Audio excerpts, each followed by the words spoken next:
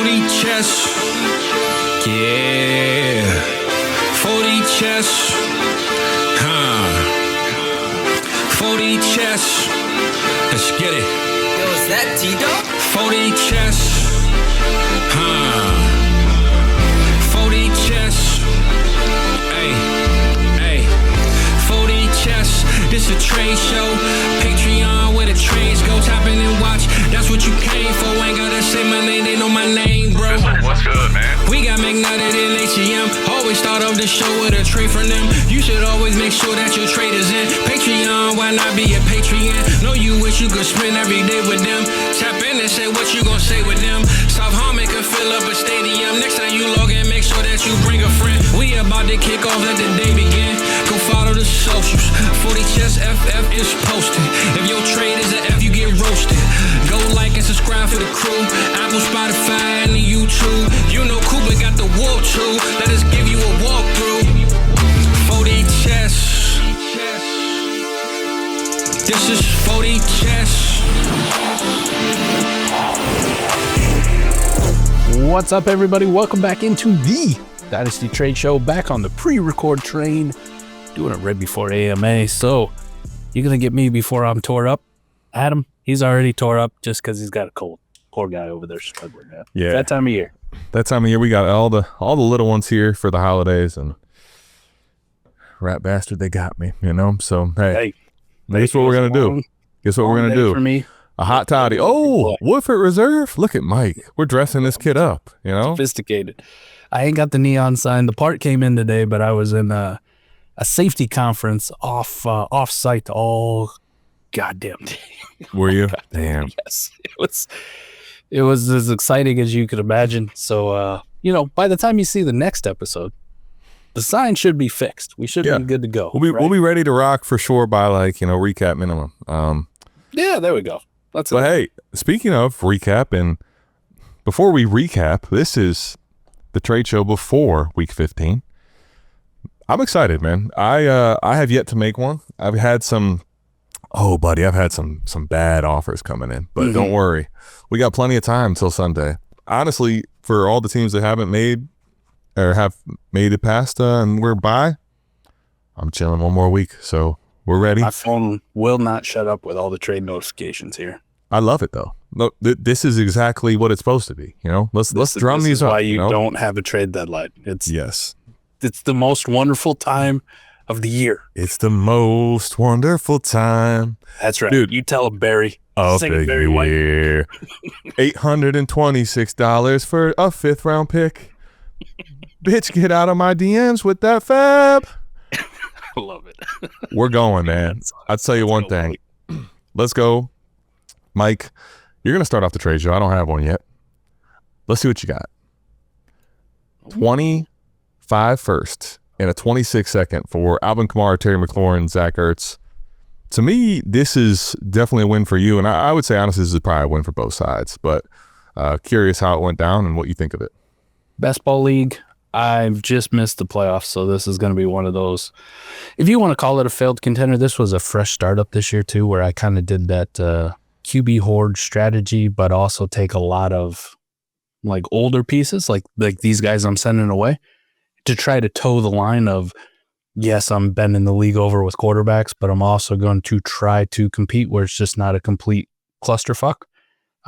Just missed out on the playoffs, and this offer came through. I didn't even bother to counter back. You know how much I love Terry McLaurin. I told people, weeks and weeks and weeks ago, Adam, to go buy him for a first if you're a contender. So if you're kind of sitting on this one and you're a contender, buying Terry McLaurin for a first is a dub at this point in the year. It still is. It still is for the playoff push. And then getting Kamara and Ertz for a second is a dub for the contender side. The only thing people may say is, Mike, this might be too weak for you as a rebuilder. But I'm good getting off of these kind of guys if I'm not going to use them this year. Their value isn't going up anytime soon, Adam. It's bound to go down. And knock on wood, we don't want to see injuries or anything like that. But what if something happened to Terry McLaurin or Alvin Kamara here in these next few weeks during the playoffs? Their value is going to fucking crater to an abysmal level that it would be tough to get anything back. And Zach Ertz is kind of already there. Like he's just he's a best ball A-War tight end. That's what he is. So toss him in the deal, man. Just fuck it. If this is what it gets it done, gets me a couple more draft picks, 1 in 26, the second rounder, where I get to bet a little bit more secure on maybe this team fucks up next year. I'll take it. It's not the sexiest of rebuild deals, but I thought it was a dub for me, and this is why I didn't fuck around and counter. I just said, sure, you take it, bud. Yeah, I mean, Zach Ertz at this point is definitely, in my opinion, a throw-in. So for Mudra, what are we looking at? Like, does he have to secure to buy? What are we talking here? That would be the only piece of context that I would say if I was in his position, the only reason I wouldn't do it is because he did secure a buy. Like, you don't have to do this now. So there's no trade deadline in this league. This wasn't like we had to get this done before the clock struck 0. This was just a day or two ago. You didn't have to go out and buy these pieces, right? Because now you take on all the risk if something happens in week 15, right? You could have waited one more week. But again, you also open it up to other contenders possibly coming into my DMs and getting the same thing. So it's a 50-50 proposition. Me personally, I would have erred on the side of fuck it, I'll wait till next week and then reevaluate. Yeah, for these type of pieces, I probably would have waited too. But I would say, though, at the same point, the reason why it's okay, if you have secure to buy and you're getting these type of players, they're also secure enough to where, like, let me ask you then, do you feel pretty confident this is going to end up being a 111 type pick, 112? No, the number 1 seed is got a really good team. The number 2 seed is the number 2 seed, but 3 and 4 are pretty good teams. And then, like, I missed out on the playoffs. I'm on the 7th seed, but I was 8 and 6. Right. Yeah. Like, so it's kind of a top heavy league as it is, with a lot of kind of parity there towards the top. So, but even still, we're looking at a 109 best case. Actually, yeah, 109 would be best case scenario, and that would be probably which you need like some lower seeds to get into the championship game. Exactly. So that can happen. Right. Exactly. So it's probably 110. Most likely the 110 on up. Right. So I mean, and from that standpoint too. At this point, like, what does the 110 realistically buy you better than this too? You know, you could say, and you could say, Mike, you sold light. I mean, I wouldn't say that. Now, curious to see what people think, but like, I just think it's a good deal for both sides. I feel like a 110 to 112 pick is just not buying you better than this. So why hold? You know what I mean? The only reason to hold is literally just the timing of the week. So if something unfortunate was to happen to McLaurin. The one thing is, something did unfortunately happen to Kamara potentially, which is lost a quarterback that has been really good for him and his fantasy value. But I think this is one of those deals that, again, Mike, a few days prior to this deal, was not going to be trading because he's looking to get that 6th seed, you know, and opens up a chance for now all of a sudden, hey, I got another person bringing assets to the table. And typically in leagues like this, a deal of this magnitude will end up bringing more sellers and buyers to the table too, which is one of the things I like as well. Yeah. This is in Magic Beans, by the way, you know. Getting Magic Beans. Get some activity in the league. Yep. That's all I got on it. Anything further for you? No, and it's kind of the thing too, like you touched on it a little bit there too. If I had some older pieces, which I admitted I do, because we were trying to compete, this also opens it up that, hey, Mike's willing to deal. Like, he's willing to get rid of these pieces. So it opens it up to all the other contenders, and we still got a few more days before the playoffs actually kick off. So maybe we'll get something else done, and I'll be able to move a few more pieces that don't really do anything for my roster in 2025. I like it. We're starting off with Magic Beans. Now we're going to go to BDGE 44. Oh, okay.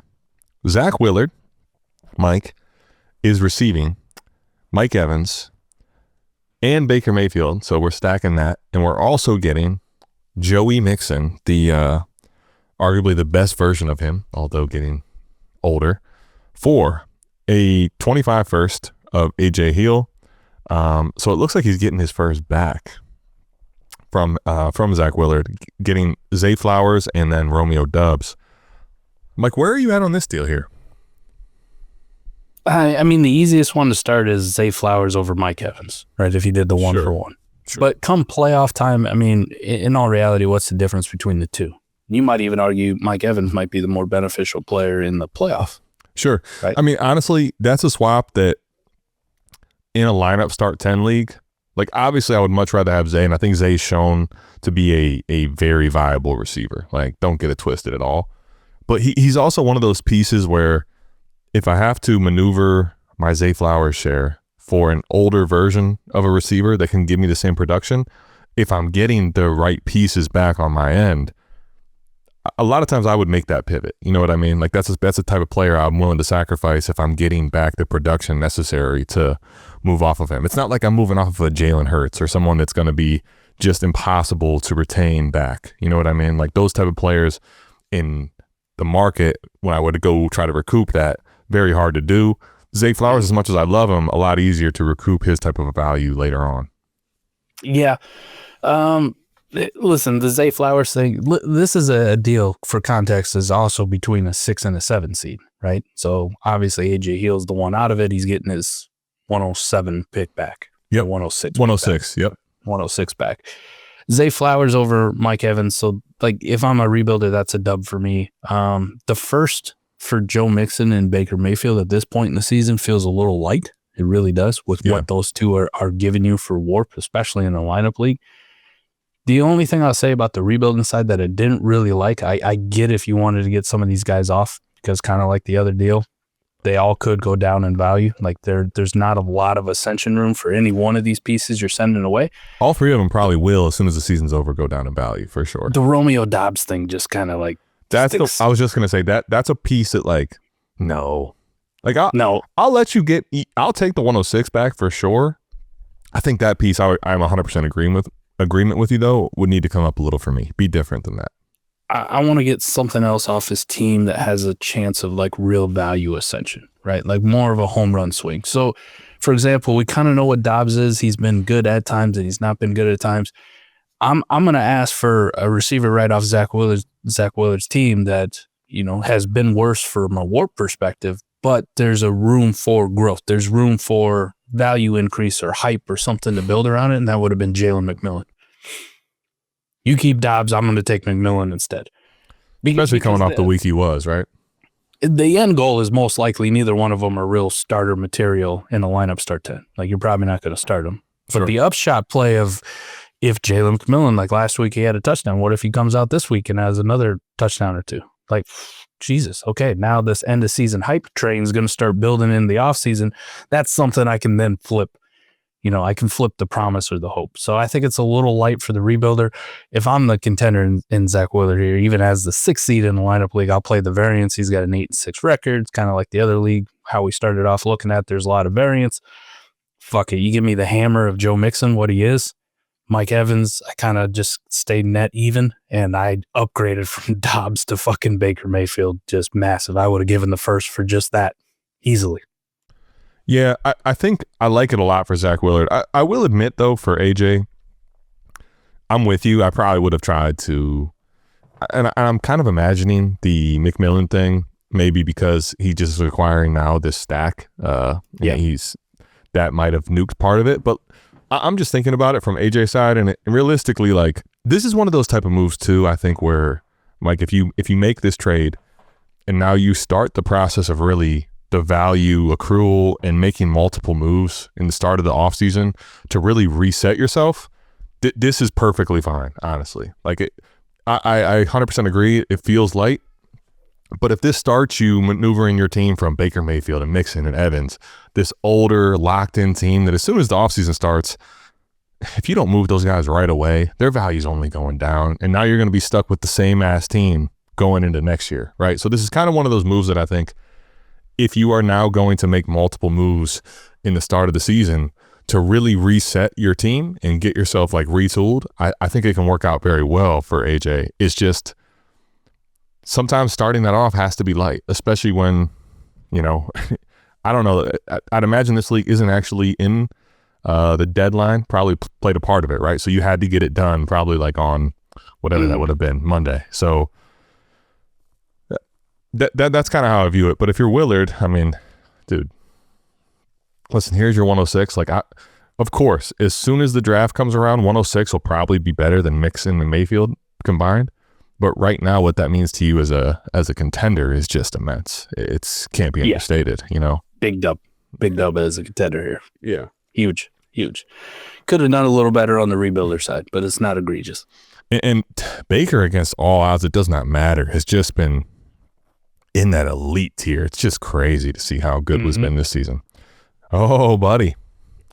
Let's stick on the same theme, huh? We got Gustavo Sanchez and Jesus Sanchez. I don't know if this is family on family crime, but listen, buddy. We got Devontae Smith in a 27 first for Derrick Henry, 27 second, 26 third.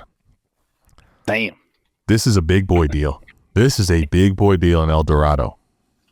Oh, man, this is rough.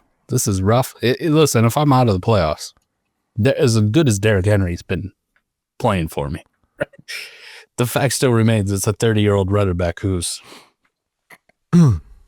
one bad thing happening away from being irrelevant. Like, yeah, I'm ecstatic. I'm ecstatic if I'm getting off of Henry for Smitty in a first, dude. If I'm already out of it, yes. Like, I would be ecstatic just to get off of Henry for Smitty. Yeah, that would have and the third. I could totally see in that 1-for-1 where you push back just because of injuries and some of the stuff he's been through. But at the same point, Mike, if you tell me that's what I got to settle on, like, I get it. I 100% get it if you had to settle on that. Like, I would say this even. Let's say a second went my way with Smitty or something like that. A third went my way with Smitty. Cool, still cool. The first, and I get to send you back a second and third, even at that second. First of all, these picks are so far out. Like, that's another wild card where I love getting that pick. Like, what a contender that's getting Derrick Henry today could be in 2027, Mike? How much can I overemphasize that? Like, you're getting this guy, a 30-year-old running back, and taking his pick in 2027. Not 25. Oh, not like 27. That part actually feels sweet. You know what I mean? Like, that's sweet nectar. Well, let's think about like what the 27 class looks like already. You know, we're not very good at projecting out. It's a long ways, but there's a couple of dynamite wide receivers that we saw as true freshmen this year. That Quite elites. You know, 25 sophomores.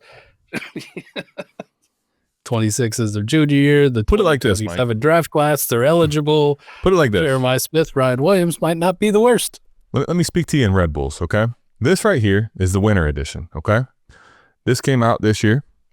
Last year, there was the cinnamon pear, as Mike knows. We're going to get a whole new flavor next year, a year from now. That pick's still marinating, just marinating. 2 Red Bull seasons from now.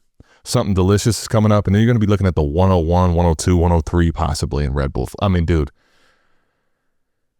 2 full years out is hard to even think about. Like, yeah, you're actually 2.5 full years out, right? We're not going to have this draft probably until April, May. Yes. June. I'll say this, though. This trade is fine if Derrick Henry wins you a title. Mm-hmm. That's what I have to say. It's fine if he wins you a title. If he doesn't, you're going to hate yourself. Then you're going to be Gustavo this, Gustavo that, upset. But listen, there's buddy, another Sanchez, and there's 2 more Sanchez's in this league. Holy shit, there's a lot of Sanchez. Dude, this is, Mike, this is a family pride league. This is awesome type shit. El Dorado standing up. You got SS Sanchez. You know what? You got Gustavo Sanchez. You got Jesus Sanchez. No, I think though, Mike, that actually kind of, to me though, it kind of speaks to why it feels heavy. Like, I kind of imagine in this league, letting go of the person and the player that could end up being the difference maker to win now across your family members, that's gonna cost you, buddy. Like, you gotta pay that tax, my friend. You gotta pay that tax right now if you want to win this fucking league. You know, come get it, son. Yes, you want it. Come get it. You know exactly what you got to take to come get that title. Big spanking. Big spanking. No, I think it makes sense though. Honestly, I kind of like that. That. You want it. You got to go earn it. You know. Shout out to Jesus for the tax. Dude, Big listen. tax. Listen. I think I've covered everything in that trade, though. That's worth it. Damn, Derrick Henry making the thumbnail, huh? Look at this guy. Joe Mixon also has to be in consideration, as well as Evans. I mean, we're looking at the same repeat offenders. Makes sense, though. Mike, here, this is tough. This is tough. There's one piece of this fucking deal that makes no sense. Eric Gray's dead ass. This guy has been. You see that meme where it's all the U.S. Special Forces lined up and then like a dude in a clown suit? Yes. Yes. That's what this is.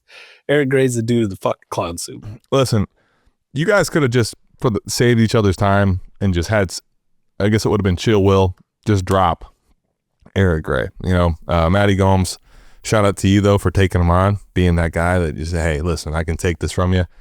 I imagine he's going to be cut soon. If not, it's just, you do it for yourself. Just get rid of him, okay? Who gives a fuck? But I will say, though, Gray probably dropped himself in best ball leagues. He just don't care. I will say, though, if this is lineup versus best ball, it's a different picture for me. A lot different picture. Yes. A lineup start 10, much different picture. Yeah. Best ball here, this is tough. This is tough. Best ball start 10, I'll be blunt here. The Woodford is kicking in. Chill Will took him to the fucking cleaners. Yeah, I'm not that sick. I'm not this. Dude, this is. All right, so let me break it down why in best ball. Go ahead. Russ for Trevor Lawrence, straight up. If I'm a contender right now, that's a dub. Fuck that long-term dynasty value part. I got a quarterback who's a 0, and I got a quarterback who's playing. Especially that swap. Especially with playoffs all the time. Especially with T-Law's value just treading down and down and down, right? Correct. It's got to. This is a must move, Wilson, for T-Law. Now you get to the best ball principles. Lamb is worth more than the guys on the top. Like Lamb is still Lamb. He's still good. But in a best ball, one of Derrick Henry or Joe Mixon, and then just throw in a Mike Evans, I would make that move on a contender in best ball. I get the 2 for 1. Well, just think about it weekly like this. This is the way I would think about it too. Would anybody be surprised if Derrick Henry or Joe Mixon or Mike Evans, one of those 3 on a weekly basis, scored more than CeeDee Lamb? No. I mean, that's one of them. Like one of them. That doesn't even account for the fact that the other 2 could still make your lineup. The other 2 still could outscore him on a weekly basis. It's too much firepower, even though it's old, right? Like it's like, let me ask you this. This is frankly my conversation to you. Would you make this trade for Russell Wilson, Derrick Henry, Joe Mixon, and Pat Freiermuth? Yes. Yep. I think I would begrudgingly. Like I probably would have tried to finagle something. I'm playing this Eric Gray piece up now all of a sudden. Like, hey, I'm giving you Eric Gray. Can you give me, I don't know, some fucking turd burger? Can you give me, I don't know, McMillan? A non-young version of McMillan. DeMarcus Robinson, something, anything. Like, that's what I'm doing, but I would make that move. Yeah, I would. This feels really rosy. Honestly, Freiermuth too. Like, once Evans is there, Freiermuth's another bonus. They'll just toss in there, right? Especially with Pickens' injury banged up right now. Jeez, Mike. Especially if I'm on a rebuilding team, like I like getting the CeeDee Lamb part. You know, I like flipping a Russ for getting Trevor Lawrence. Like Russ don't matter, whatever, same tread, but maybe Trevor Lawrence has a little bit more rows on him next year. Like maybe that's the case. That part's completely fine. Matt Gomes doesn't have any picks in 2025 or 2026 to speak of, which is also another rough thing, which is another reason I fucking hate this the most, because you've now consolidated assets when you needed to expand on assets because you need all the fucking help you can get to maintain this thing multiple years. Which is why I was going to get to this. See, this is one of those trades that I think if it's going to work out, this has to be like reverse psychology, waiting until CeeDee Lamb's value kind of gets back to elite territory. And then I'm kind of extracting out a 3 or 4 for 1 again that I'm not old again, right? Because I feel like that's the reality here. Like CeeDee Lamb, because of what's happened with Dak Prescott and just the fact that he is not the CD of last year, that he just could be a warp god to finish it off, right? You're able to get him at a cost like this because of that. It's still too heavy. So I think this is where Matty Gomes could play this into a 40 chess move, but right now in the format, while the piece is hella valuable and very elite, it's antithetical to what you're trying to do. So I think moves need to be made later on to justify what's happening here personally, right? It's time for that come on man segment. Come on, man. Come on, Matty. No, I mean I do get it. I get it. I just feel like it was a piece too much. Like that that's kind of where I'm at here. Like I understand exactly what you're trying to do, but man, like the Evans piece plus those guys, sheesh. Rough. It's let me ask you this, Mike. If this is a lineup start 10, would you take the CD and T-Law side? There's much more chance that I would consolidate there. Right.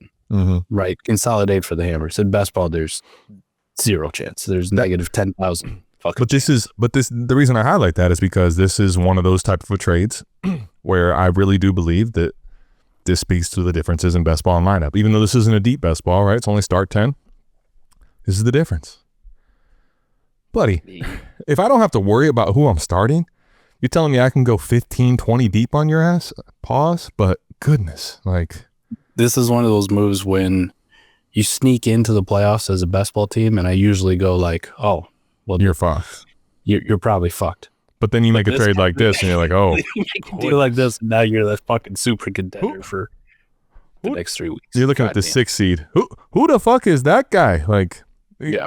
He's now all of a sudden he's walking with 5 fucking extra players that he didn't have. There is not a fucking team in the league that wants to play chill will in the playoffs. Well, think about it this way. Think about it this way. Mike Evans for CeeDee Lamb right now, rest of the season. 15, 16, 17. Let's call it rest of fantasy season, playoffs. Could be the same thing. Like, I would bet CD, but honestly, not strongly. Like, I'm telling you, it's 51-49. If you tell me that Mike Evans outscores CD, I am not shocked in the least. Think about it that way. If you're going in the playoffs right now. Now, obviously, there's dynasty value that doesn't account for just that. But if you told me you get a close to a 50-50 shot to stay the same in points there, but you get to add Henry and Mixon without accounting for a dead body at QB, Lord. Like these guys could all finish as running back ones, wide receiver ones, and QB ones. You could have 4 of the top 12 at the position. And sure, Freiermuth, why not? Why couldn't he be a top 12 fucking tight end? Any week he could be a top 12 tight end by just falling in the end zone. In a 0.75 tight end premium, it's not the worst thing. And he got stack for whatever the stack's worth. He falls in the end zone, you got twice, right? Like, boom, done deal. It was rough. Matty. Fucking rough deal. Matty. Good job. Them hand jobs supposed to cost a lot more. The dirty dozen is very dirty. It's filthy. We need to get tests, my friend. STD's going crazy. Whew. The who's. Mike. This is fucking just odd for me. I think this is a double deal. It's got to be 2 deals in one, right? Got to be, right? Well, I'm looking at it like there's this, the same, the math ain't mathing. Put one of his deals in. He's got to fucking put both of them in. He's trying to get the best bang for his buck. And he did. I'm looking. He did. He was DMing me about this, and I'm like, all right, yeah, I get it. Sure. I just didn't quite read as fully as I needed to. Yeah, this is 2. This is 2 different ones, okay? So let's start from the top. Mike, you have a 25 first. Are you sending that away in a best ball start 11 for Noah Brown, Dalton Schultz, and Chuba Hubbard, assuming it's late? Maybe. The Brooks thing really has fucking changed a lot for Chuba, no? Gosh. Yeah. To even say maybe just feels the heebie-jeebies, man. Ugh. And I say that with Noah Brown and Dalton Schultz, even in best ball, just being flaccid pieces. Like, I literally almost don't consider them close. I consider them close to not being accounted in the deal in best ball. Like best ball narratives. there are best ball leagues that the only thing saving Dalton Schultz on some of those rosters right now is just the fact it's 30 or 35. Yeah, the fact that there's no other better options out there. Like I would happily cut him, right? It's just I probably have 2 or 3 that are just a titch worse than Dalton Schultz. Like I think that the crazy part though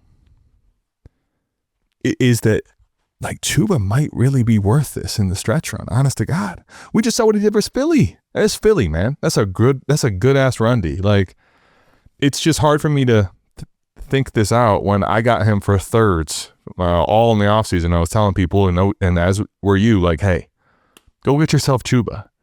Now we're having a debate. Just thinking it. Is he worth a first?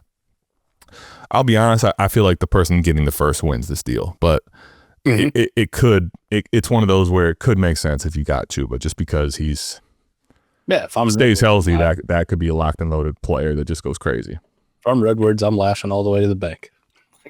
Redwoods there was no thinking involved in this. Like I was getting ready to cut Schultz anyway. Sure, here you go. Absolutely, man. But I will say this, the next trade though, Mike, I think makes up for it. Easy. Interesting part about this league is just how not actually that great the RB warp line is. Yeah, I was thinking that too. Like looking at it, most of these leagues with the way running backs have been playing all year, like it's definitely not weighted heavily to the running back position. Like, it is actually weighted very heavily towards the quarterback position. Correct. Very, very heavily. Yeah. All this discussion here, but this has to be 6-point passing touchdown and some bonuses. Just so people know, there's 5 quarterbacks in the top 10 WARP players. There's only 3 running backs. Which that is usually that's not how it's been looking, right? That's not how 24 looks, really. Correct. So buying a running back like Chuba when the quarterback warp is so good, heading into the playoffs as double check, he's at the 6th seed. He's 14-14 snuck in the playoffs. But I feel like these deals, what he was kind of saying, they went hand in hand. So I make the one, I knew this one was going to happen too. So it's kind of like all in one, I think is kind of why it's encompassed this way. So Mike, let me ask you this. If you could throw Rico and Jennings in that same deal for a first, second, and third now. That makes it better, right? Because just that part, even with this warp that I talked about, Rico is worth the second, Jennings is way worth the third. Or you could say Jennings they're both worth the second. They're both worth the second, and neither one is only worth a third, honestly, at this point. Right? Like that second deal, good. First deal, I think the second deal makes up for it. Sometimes maybe good, sometimes maybe shit. Yeah. If you just stopped at the Chuba deal, like I get it. It's just damn, like it's tough in these streets, huh? Like we're back to El Dorado. We're taxing that ass, like sheesh. Gotta come correct. The second one is such a good smash as a contender. And I don't understand it from a rebuilder standpoint. I mean, what the fuck? I mean, I kind of get it. If no one else in your league is literally going to buy them at all. That's it. Like if you're telling me no one else will pay anything for these guys, but there's just no way. I can't imagine no one's paying better than a third for Jennings, brother. No way. Get some shit tacked on. Like just get some shit tacked on. You know what I mean? Like get a fucking Michael Mayer thrown in the deal. Sure. I need a fourth. I need a fifth. I need more darts. Fucking Cade Stover. Why not? There you go. Why not? Like sure. Get some other shit just tossed in. Right? But this is where I start. I'll say this too. A lot of times I think some people get hung up on players and picks, and at this time picks. Like this is where I am very interested in seeing, hey, do you have a banged up done Ayuk? Do you have a done Diggs? Do you like those type of players too? Like, okay, here, let's clean your roster up a little bit. Let me take those guys on from you too. I think there's gotta be on some of these rosters. I don't know if Blitz has it or not. I don't have his up on the lab right now, but here's one I would you keep your picks. Let me get Keon Coleman. There you go. Another great discussion where the dynasty value there in the upside and the projection of it down the road, right? And we know that he's not really someone scoring points for you. So there's another good one. Now, granted, Redwoods already did. He pulled the fast one early, and I think that's another thing too. If you're Shadow Lake, maybe you're like, I just need to get picks off of this guy. Excuse me. Woo. Fucking Redwoods. Dub. The guy doesn't need any more dubs. Oh, Redwoods is almost, you can hardly see his name in this picture, but just know his name blew the fuck up in this thing. All right. Like, he's got the little afro to go with it, you know. It's not the size of the worm. It's the way you wiggle the bait. All right. Oh, what a G. How about the Crusher League to finish it off? Shockwave. Sending shockwaves throughout the league. Oh, my goodness, Mike. Yeah. This year is, woo, spicy. This is clearing up the nostrils right now for me. Wow. 14-team Superflex. We got a PPR lineup start 10, okay? So in lineup start 10, DJ Moore and James Conner for Debo and a first. Listen, sending away Debo at this time, like, hey, it's over. I know there's souls that really hurt because of it, but it's okay. You're right. You're correct. It's done. Debo's cooked, at least for this season. 25 first in Debo. This has got to feel really tough. So it is the 108 getting sent back, right? So it's McDermott's McDermott pick back. Okay, he's getting a pick back, and he's in the playoffs. No, it's a 14 team. Oh, 14 teams. He's the 108. He's the team that did not make. Yeah. Okay, got it. Just missed the playoffs. That's a tough deal, right? And actually, no, looking at it now on the lab, that's actually Shockwave's pick, who's one spot above. So this could be the 109 to whatever he finishes at. Yep, could be. Let's say worst case scenario. Let's say this ends up being 109, Mike. 109 and Debo. Fucking give me Connor and DJ Moore in a lineup 14-team league for a playoff push, even as the 6th seed. The crazy part about that is I already started at the 109. So that means that if it was where you end up start winning and compiling wins, like we already know where that goes. DJ Moore way over Debo Samuel, and I'll fuck around and pay the first price, the mid to late first price for James for the Conner tax to get tax and fuck it for the upgrade to DJ and then getting James Conner included there. If you're on the rebuilder side, do you do this or like you still? Yeah, I do this. Part of me still wants to believe enough in Debo, but I'm also kind of paranoid that he is just fucking cooked. He's just. I am, but I still will take that risk on over Conner. And right now, the first for DJ Moore, if it's 109, honestly, Mike, like at this point, why not? Yeah. So I'm resetting the assets to the better likelihood of my side. You know what I mean? Like I'm not telling you destroyed this deal. I just think sometimes people, I'll tell you this, sometimes people don't make a deal like this, like R.M. McDermott does, or R. McDermott, right? And because you do that, you never get the snowball started, really, right? Like if you want to go ahead and retool your team, you might have to take a Debo. Right? Okay. Like sometimes that's the type of deals you have to make to get the process started. So I'm actually on board with R. McDermott in getting what he did. But I will say, if you're Shockwave, this is one of those where, like, I probably, to be completely honest, I probably don't feel like this makes my team super contending from what it once was. But in 14-team, I just want to give context. Again, if you're not playing in these two type of players in a 14-team league, even in the start 10, they can be monumentally, like, changing to what teams look like. Because in 14-team this time of year with attrition, like, shit, there's some starters out there that really are not anywhere near Connor or DJ Moore on teams. So this could fuck around and definitely win you week one of the playoffs. Yeah, like I'm looking at a dude with like JSN in his starting lineup right now in the playoffs. Or Josh Downs, not Jason. I was going to say that. Fucking. Oh, I was going to say, hold on, because yes, I pray to God everyone's starting JSN. Yeah, Josh Downs, I got you. Or like the perennial trash can. It seems like Travis Etienne. Almost said Trevor. Kind of same thing, right? His brother's better. Probably. Well, I mean, his brother and him are doing the same thing for teams right now. You know, nothing. Jesus Christ, fucking like, nothing.